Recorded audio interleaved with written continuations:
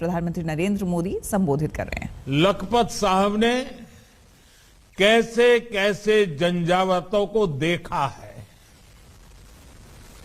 एक समय ये स्थान दूसरे देशों में जाने के लिए, व्यापार के लिए एक प्रमुख केंद्र होता था। इसीलिए तो गुरु नानक देव जी के पग यहां पड़े थे। चौथी उदासी के दौरान गुरु नानक देव जी कुछ दिन के लिए यहां रहे थे, लेकिन समय के साथ ये शहर वीरान हो गया। समंदर भी इसे छोड़कर दूर चला गया। सिंध दरिया ने भी अपना मुख मोड़ लिया।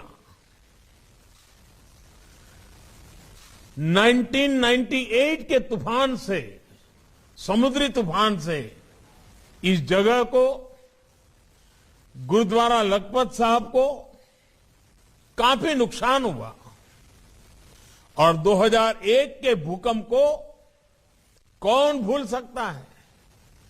उसने गुरुद्वारा साहब की 200 साल पुरानी इमारत को बड़ी क्षति पहुंचाई थी, लेकिन फिर भी आज हमारा गुरुद्वारा लखपत साहिब वैसे ही गौरव के साथ खड़ा है।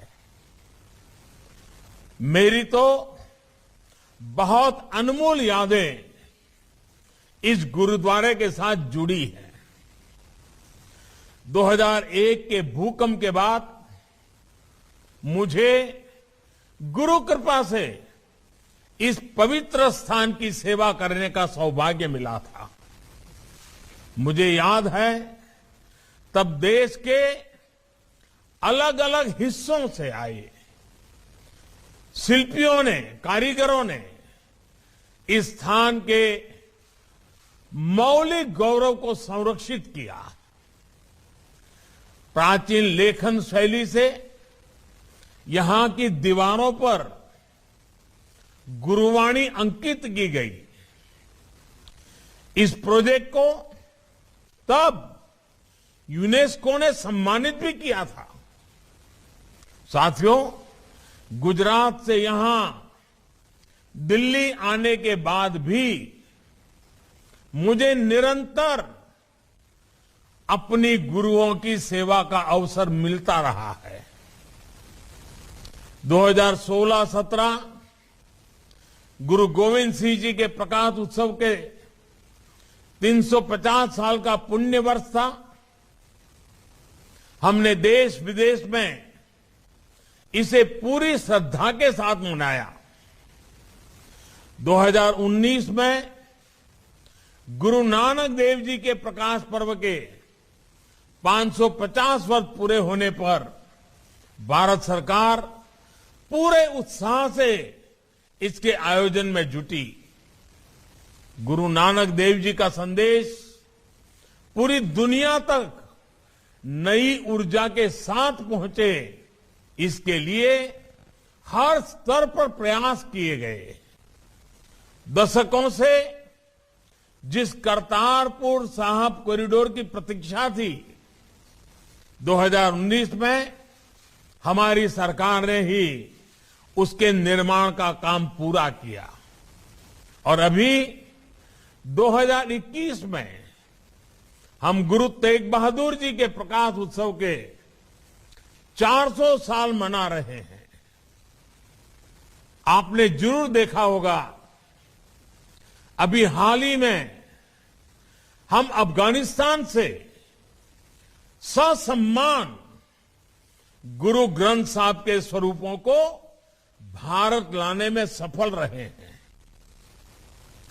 गुरु कृपा का इससे बड़ा अनुभव किसी के लिए और क्या हो सकता है। अभी कुछ महीने पहले जब मैं अमेरिका गया था तो वहां अमेरिका ने भारत को 150 से ज्यादा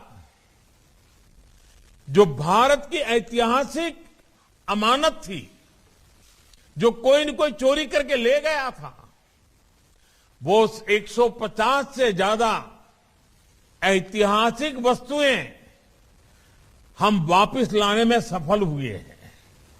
इसमें से एक पेश कब्ज यानी छोटी तलवार भी है, जिस पर फारसी में गुरु गोविंद सिंह जी का नाम लिखा है। यानी ये वापस लाने का सौभाग्य भी हमारी ही सरकार को मिला। मुझे याद है कि जामनगर में 2 साल पहले जो 700 बेड का आधुनिक अस्पताल बनाया गया है, वो भी गुरु गोविंद सिंह जी के नाम पर है। और अभी हमारे मुख्यमंत्री भूपेंद्र भाई इसका विस्तार से वर्णन भी कर रहे थे।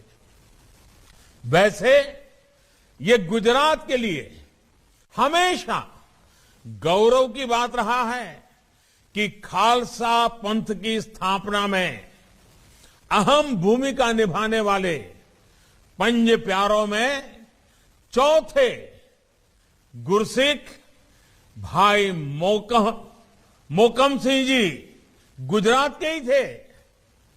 देवभूमि द्वारका में उनकी